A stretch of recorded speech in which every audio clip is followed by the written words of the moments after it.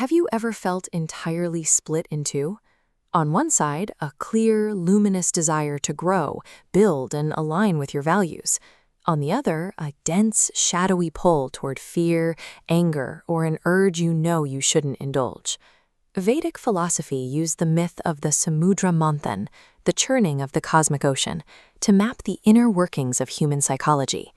In this framework, the devas, or demigods, represent our impulses for growth and alignment. The asuras, the demons, represent our primal fears and the desperate compulsions that grip us. They are locked in a constant, oscillating war, pulling against each other in the dark. The ancient tells us that to find balance, we cannot simply destroy one side. We have to stop fighting the external world, turn inward, and actively churn the fathomless ocean of our own subconscious.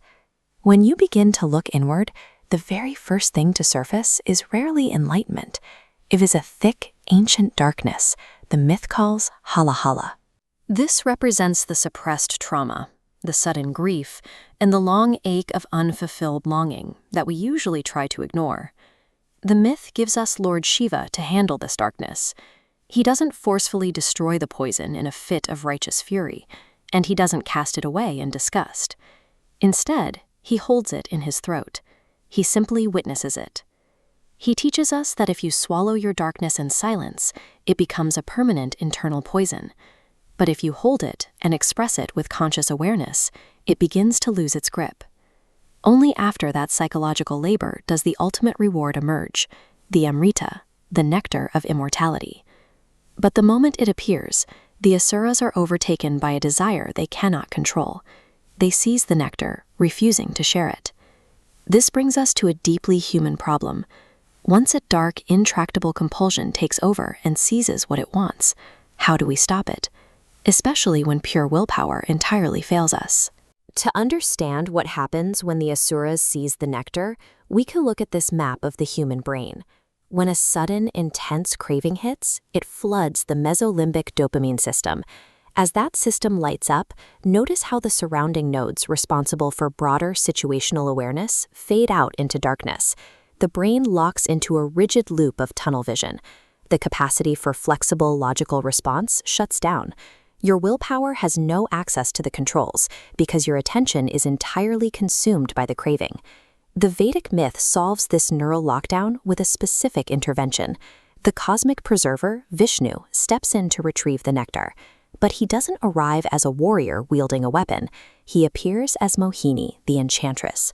Moving with unhurried grace, Mohini completely mesmerizes the asuras. She doesn't fight their craving. She utilizes Maya, the art of fascination, to utterly captivate their attention. This strategy relies on a functional observation. An obsession requires constant attention to survive. Starve the impulse of its focus, and its power over the body dissolves. The asuras are so entranced by her fluid movements that they forget their strategy. They agree to let her distribute the nectar. She walks through the ranks, holding their undivided attention, while quietly giving the real Amrita exclusively to the devas. Modern clinical psychology employs this exact mechanism. Acceptance and commitment therapy focuses on building psychological flexibility. This is the ability to experience a powerful urge fully, without fusing your thoughts to it. When an addiction or compulsion takes over, it becomes a fused problem.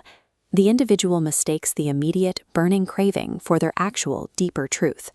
By observing the urge without acting on it, you maintain situational awareness. You hold the craving in your peripheral vision, which leaves a window open for the work of restoration to happen quietly in the background, while the compulsion is paused. The myth demonstrates the efficiency of the bypass. If a compulsion is too strong to break, the most effective response is to leave it behind while the attention is occupied with something else. The myth warns us that one asura, Rahu, saw through the disguise. He represents the clever, shadowy forces in our ego that are always hungry, reminding us that redirecting our focus is not a one-time trick, but a continuous practice. This diagram maps the first step of what we call the Mohini protocol, the body scan. Notice how physical sensations like heat, tightness, or pressure are mapped as distinct points in the body. You label these sensations simply, stripping away any mental story or panic to ground the arousal in raw physical reality. Next, you speak the desire out loud, placing a plain text label on the craving. I want to check my phone. I want a drink.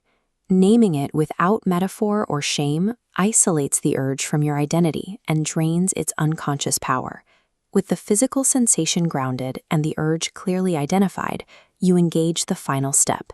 You look at the urge, recognize it for what it is, and consciously choose where to place your energy next. This distance between the feeling and the name creates the space required to choose. When you are no longer compelled to seize the moment, you are finally still enough to receive the result of your work. The nectar arrives, not through force, but through the absence of grasping.